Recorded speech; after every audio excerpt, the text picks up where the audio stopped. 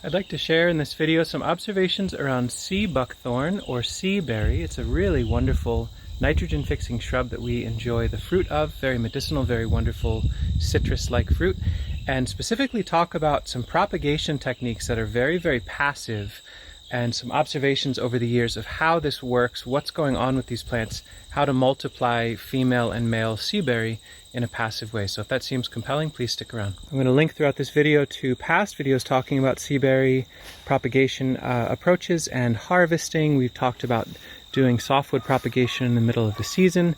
This is an opportunity to look at what seaberry can sometimes do on its own anyway, which is create thickets to sucker.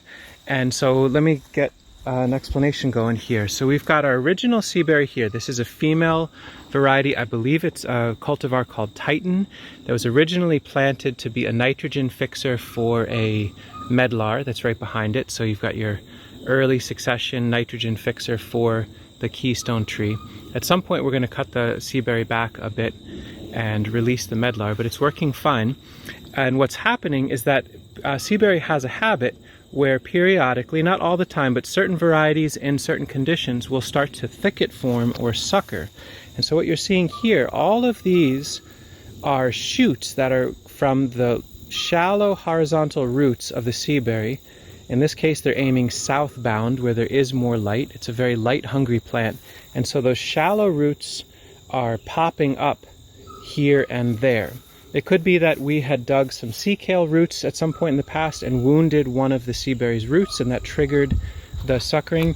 But either way, there are lots and lots of suckers here, and these are all exact clones of the parent. What's amazing about that is we can get straight up photocopies of Titan seaberry, of known female seaberry.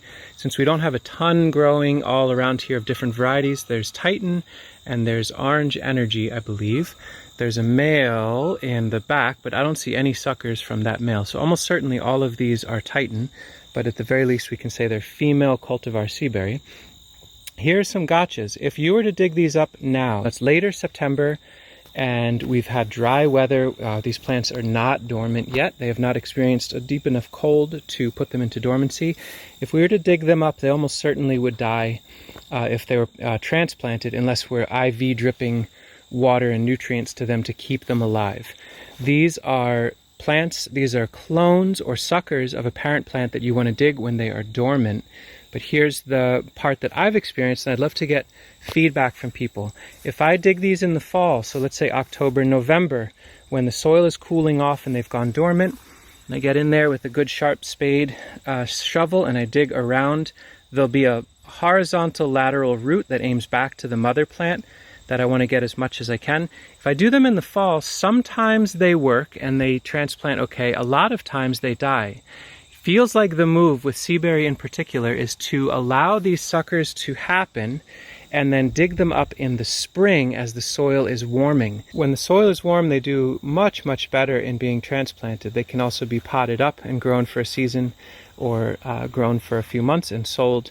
But it really is the spring to wait to move these plants, at least by my experience. Please share in the comments, have you moved seaberry runners and suckers in the fall in a colder climate and had good success? Please share how you went about that. But for me, it feels like nitrogen fixing woody perennials in particular tend to prefer to be moved in the spring when it's warming rather than the fall when it's cooling. You can see I've taken a riding mower, so I have an electric riding mower with a bagger that collects green manure to feed our gardens.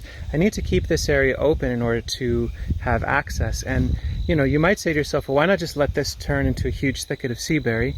And that's fine, I guess. Depending on the situation, that would be reasonable. Here, I'd like to maintain the access through here and not have it turn into such a dense shrub layer that we can't get through. So we're going to dig these in the spring, and generally these sorts of plants we offer to folks locally, or we'll plant them out. Titan is a lovely, large, later bearing golden type of seaberry that we want to have more of in the landscape anyway. But there's probably 30 or 40 divisions here. It's one of the miracles of seaberry. It's problematic in a way from a design perspective because you plant a shrub and then you can have an entire thicket. Certainly we could just mow these if we truly didn't want to have them. But here's the other thing to think about. When a seaberry starts to thicket form, Not always, but quite often what it tells me is that the host plant, the original plant, is starting to wind down. Here's this very vigorous shoot, which, it's in the way, I better cut it down. I just want the original plant. I could do that, but this plant has tons of active new growth, and you'll notice this plant, which was the one that was originally planted here, so this is orange energy that has a quince growing in there, so it's a nitrogen fixer for them. It's not dead, but it is not thriving. You can see the leaves here are starting to wind down. Seaberry periodically will sucker as a preemptive move to then have the main stem die back.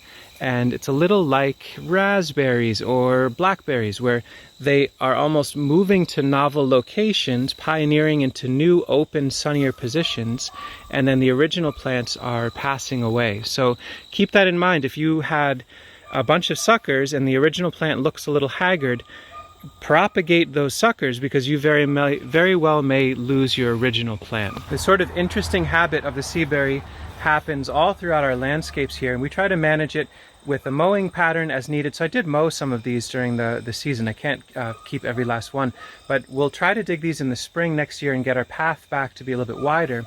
It's an interesting way to leverage the innate properties of the seaberry plant to get more clonal propagation. It's something to keep an eye out for if you do plant these plants. Please share in the notes, in the comments below, have you propagated seaberry this way? Have there been other neat techniques that you've used, root cuttings or things like that, that have allowed you to really ramp up their numbers? There's a huge hunger for these plants out there. We'd like to be able to offer more into the world, but if folks can empower each other to replicate these plants readily where they are, all the better in my mind. Anyway, thanks for watching.